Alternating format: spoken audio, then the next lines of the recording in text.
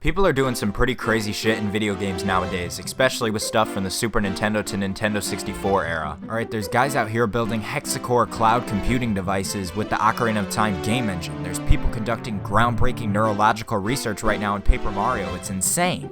Being a longtime lurker in the speedrun community and watching videos from guys like Strider7X, Panacoic, and the rest of the ABC crew, I've come across a lot of these interesting discoveries over the years. Recently, however, I came across the video that sought to be at the pinnacle of this genre by answering a question that we've all been asking since Miyamoto sacrificed his first child to transmogrify Mario into the 3D realm.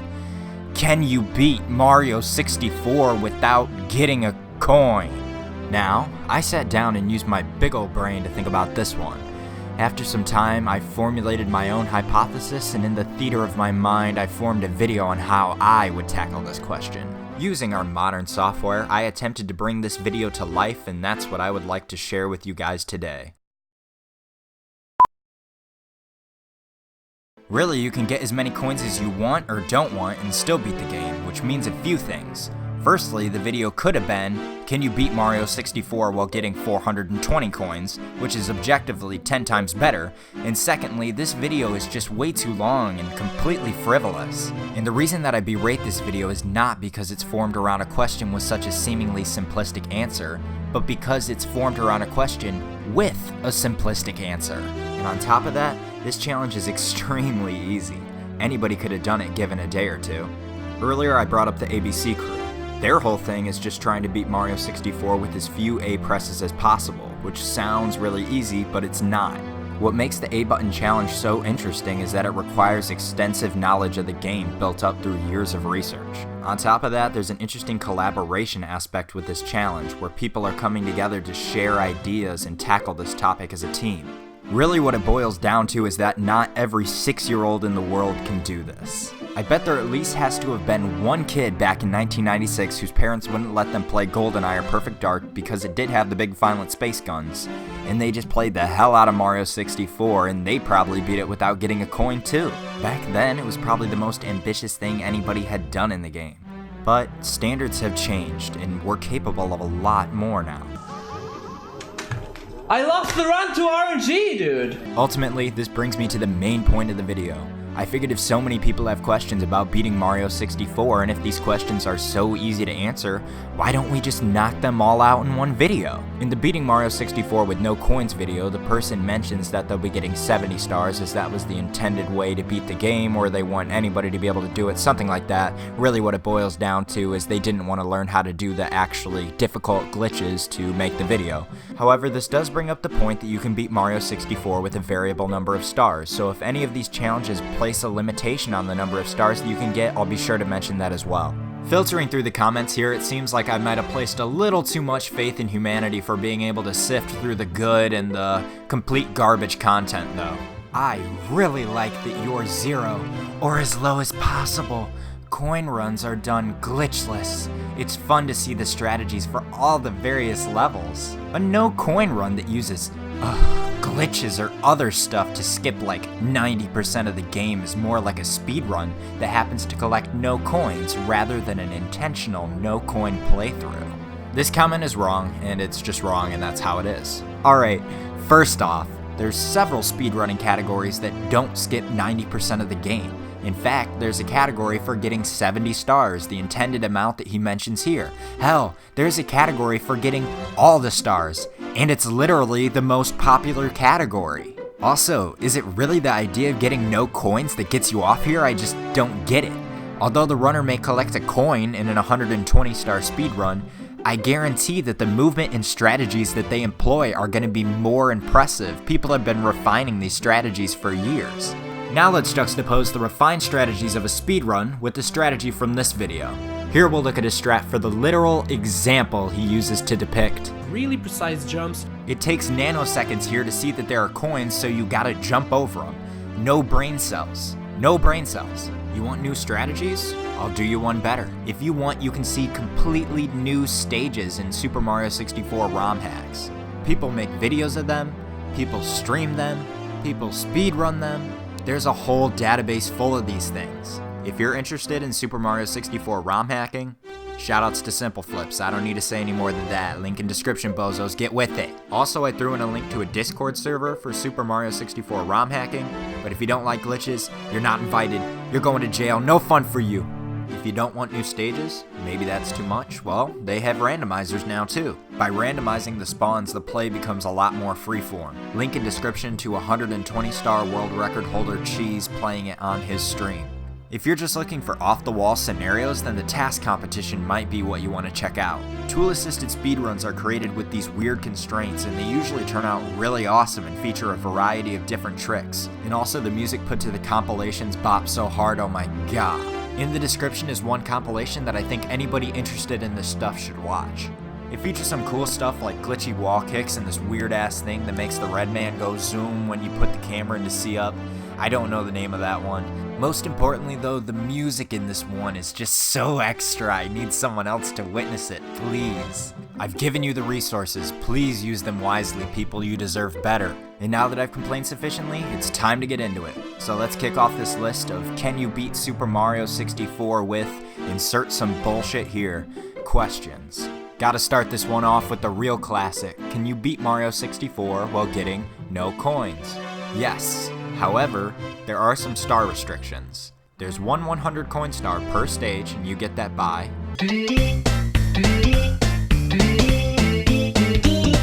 getting 100 coins, which is a little hard to do when you can't get any. So right away we can't collect 15 of them. There's another 15 because each stage has a red coin star where you have to collect the 8 red coins. We're unable to collect the red coin star from each of the Bowser levels, so that's another 3. There's 1 red coin star we can't get from the secret aquarium level, and 1 red coin star from the secret cloud level, and there are 3 stars that come from collecting the red coins in the cap stages. And I do want to point out one spot that gets a little tricky. At first glance, it seems like we won't be able to play Santa and go down the chimney in Cool Cool Mountain to collect 2 stars. But we are able to use one of Santa's lesser known methods for entering houses. And that's to use a tiny penguin to push himself into the earth so that he may rematerialize in your home. Merry Christmas, everyone. Staying in Cool Cool Mountain, we also have a problem with returning the snowman's head. In order to obtain this star, you actually have to choose it from the star selection menu. And because the star before it is the red coin star, we're unable to do so. So knock another star off the list. Thus, you're able to beat Mario 64 with no coins and 91 stars. How about, can you beat Mario 64 with all of the coins? Actually, you cannot.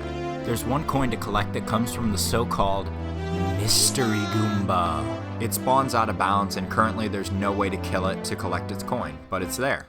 Funnily enough, there was an impossible coin as well, but that was actually collected a few years ago by Pan and Koic. What's even funnier than that is that after the impossible coin was collected, another impossible coin was found. The new impossible coin is found in the same stage as the impossible coin, which is now possible. Not confusing at all. Can you beat Mario 64 while taking no damage? As long as you don't suck. How about without killing an enemy? Well, it comes down to if you consider Bowser to be dead when we beat him. And I'm pretty sure that boy is in Sunshine, so this one gets a yes. We can't get several stars though in a Pacifist run due to mini-bosses and enemies that award stars.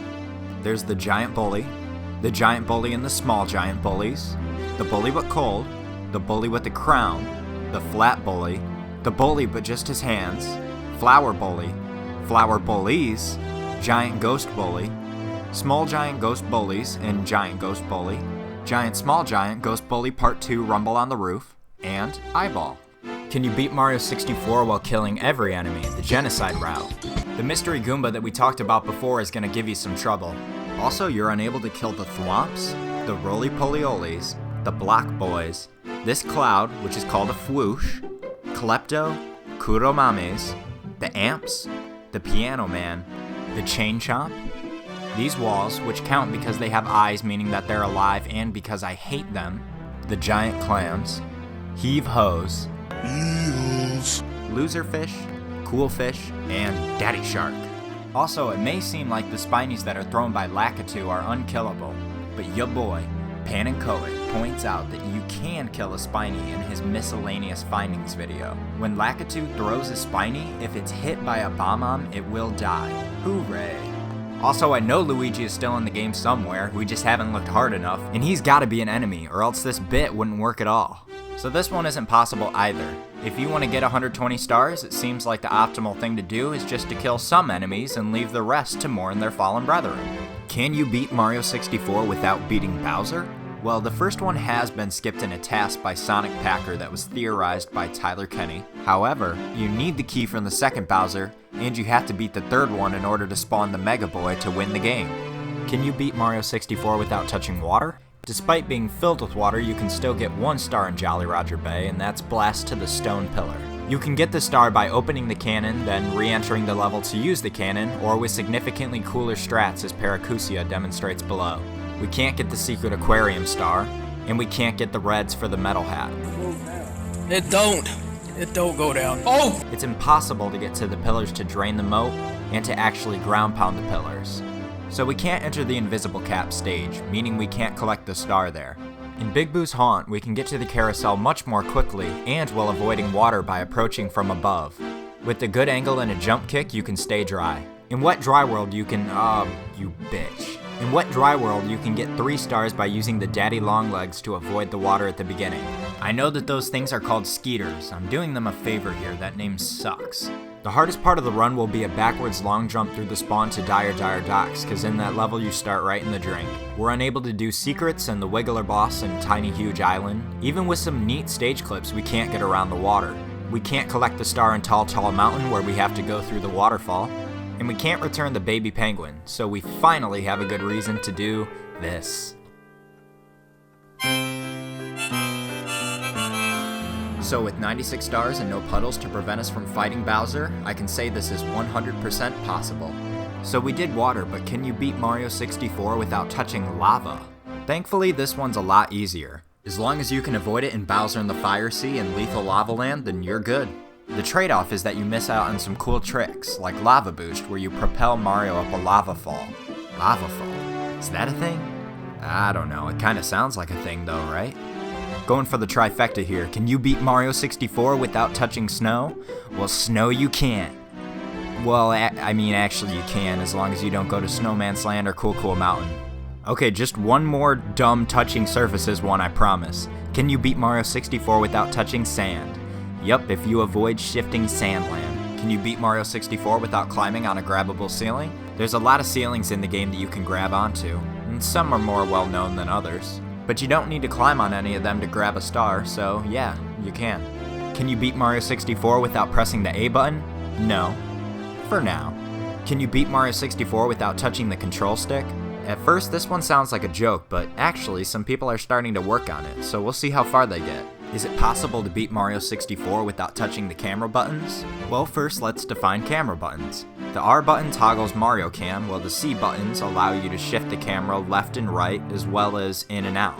There is 1 star that forces us to zoom in, and that's the Tower of the Wing Cap. To get to the star, you have to gaze up into the light, while simultaneously gazing on your fading perfection, because you're only getting 119 stars this run.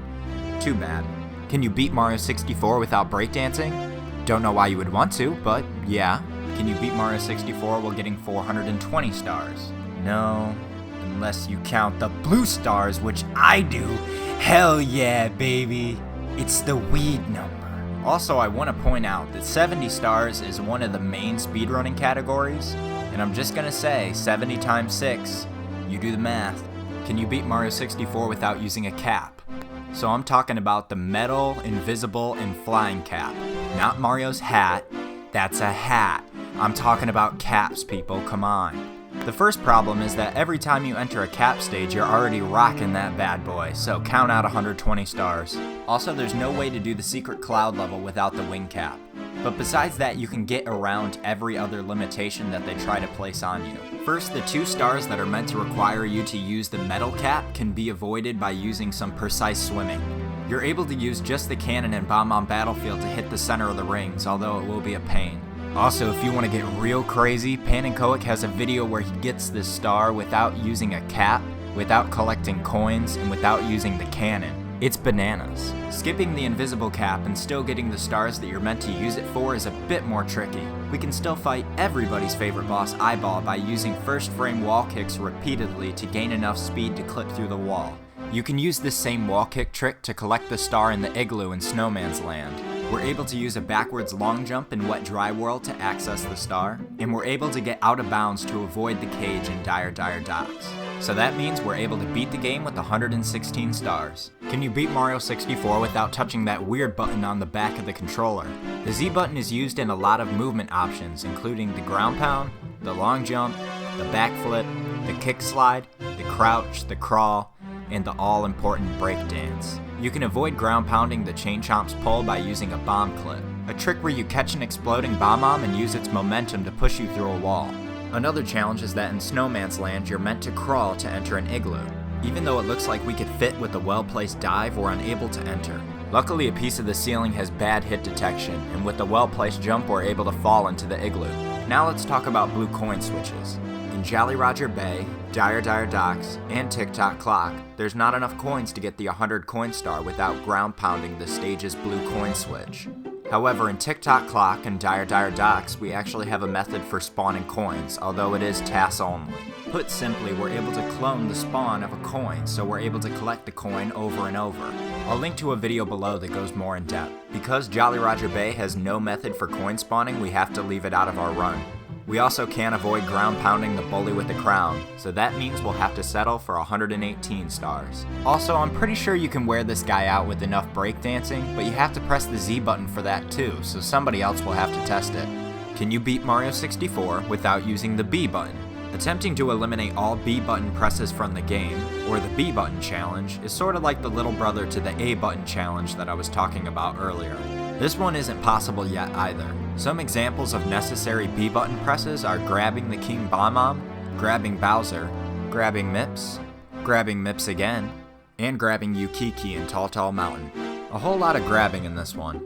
Can you beat Mario 64 without listening to an absolute bop? I can already tell you, if you plan on entering Tick-Tock Clock, Rainbow Ride, the Princess's Secret Slide, the Secret Cloud Stage, or the Secret Slide in Tall Mountain, then you are done. Things start getting a little complex in Tall Mountain. You're meant to finish the Secret Slide to collect a star, but you can get around that by approaching from above. You can also reach the star with the precise triple jump wall kick and ground pound. This trick is known as breezeless, as you don't have to waste time in a speedrun by riding the breeze upwards. We got another problem in Tall Mountain though. The slide is home to 63 of the 137 coins of Tall Mountain. With only 74 naturally occurring coins outside of the slide, we have to get fancy to get to 100. We're able to use coin spawning to reach 100 coins. Remember that I mentioned how people are trying to beat the game without using the joystick now? Well, good old Panenkoic has a video where he demonstrates this coin spawning method to get to the 100 coins without using the joystick. I'll link that below. Another challenge is that if you take too much time in the Wing Cap or Vanish Cap stage, then that banger will turn right on, baby. It's relatively easy for anybody to collect the red coin star in the Wing Cap stage in the allotted time limit. The problem is with the Vanish Cap star. Getting the red coins in the Vanish Cap stage is not going to be possible in this time limit for a human. Even in the popular 120 star task that's hosted on Sonic Packer's channel, I swear you can hear one or two notes of the song begin to play at the end. But that doesn't mean it's never been accomplished. I was able to find a more recent task that completed it quicker by Silent Slayers. They're able to collect the star before the song begins to play, so it is possible. So in the end, you can collect 103 stars, beat Bowser, and not even enjoy the best song in the whole game. Not sure why I spent so much time on this one, it really just makes the experience worse. Can you beat Mario 64 without using a cannon? In Rainbow Ride, you usually use a cannon to launch yourself to an island with a single star. In alternate, and until proven otherwise, TAS-only method of reaching the island is to use a backwards long jump from on top of the castle to reach the star. So we can avoid the cannon use here, but we cannot avoid using the cannon in the Secret Cloud stage to get the red coin star. Mark this down as another 119 star run. Can you beat Mario 64 without touching one of the exclamation point switches? The switch in Bowser in the Dark World and the switch in Bowser in the Sky create steps for Mario to ascend. Bowser in the Dark World has the shorter of the two slopes, and you can skip it with the triple jump followed by a dive. Bowser in the Sky, however, requires the use of slope kicks. A slope kick can be performed by jumping onto a slope without letting go of the A button. Then periodic taps of the B button will allow you to kick. This trick will allow you to go up slopes you otherwise wouldn't be able to climb. In Tiny Huge Island, the 5 itty bitty secret star spawns on a floating platform separated from the rest of the stage. Usually you press a switch in order to spawn several boxes that allow you to span this gap. However, we're able to get to this platform by sliding down from the top of the island. This way we can show off and skip the switch. In Wet Dry World, we usually hit one of these switches in order to spawn several boxes that allow us to start the elevator. Although there are several other ways to get up there, the fastest strat for the star doesn't even start the elevator. A video by Mofu shows that there's enough space for Mario to somehow squeeze up through the platforms and collect a star. In Hazy Maze Cave, we usually need to press a switch in order to open this gate to get to a star. However, with this short slope, we're actually able to use a backwards long jump to get through the gate. I'll link to an old video by Mario 64 Masters that shows off this strat. Another switch in Bowser in the Dark World is used to, you guessed it, spawn more boxes. These boxes are used to help us gather the 8 red coins. A jump and a kick back allows us to get one of the coins, but the other red coin is too far out for us to get. This switch prevents us from getting to 120 stars, but at least we can beat the game. And wow folks, can you believe it? That's every single one! But before I leave, I have a few more things to say about the trend. I know I shouldn't beat up on it too badly because these people are just trying to have fun.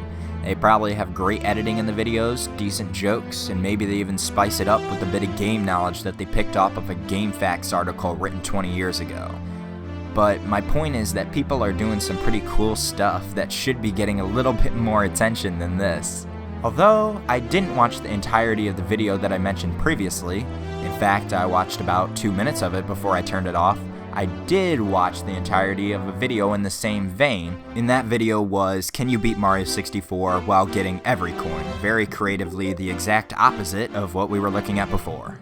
Now the thing is, I actually like this video. The guy placed some additional stipulations that weren't expressed in the very snappy, clickbaity title that added a little more complexity to the challenge. He ran into some interesting situations, and he put in a decent amount of effort, and at one point, he even spent a good chunk of time attempting to frame walk in JRB, which was really neat. Also, the video had a lot of good voice work and great editing, and it was just entertaining overall. Also, it would be fair to say that certain videos that cover a game's more advanced mechanics can be pedantic to the point where they're overly dry and just not accessible to the average viewer.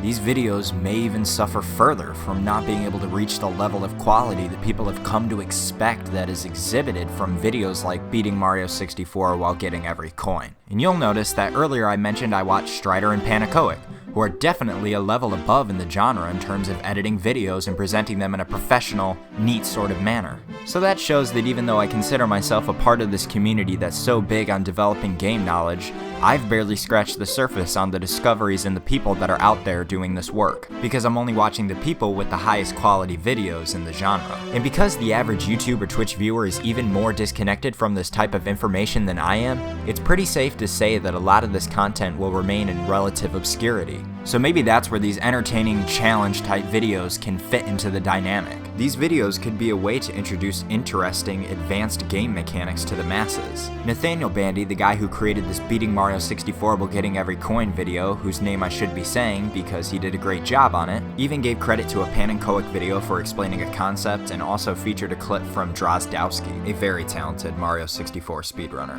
It would be great if these videos could bring more interest to the speedrunning and glitch hunting communities of the games that are being covered. And in case you didn't notice, which I don't know how you wouldn't, I was doing a lot of plugging throughout the video for content from this community. Seriously, please check out the description, you'll find something you like. I have a lot of plans for other speedrunning videos I'd like to make, so if you want to stick around, make sure you hit subscribe. And thank you so much for watching.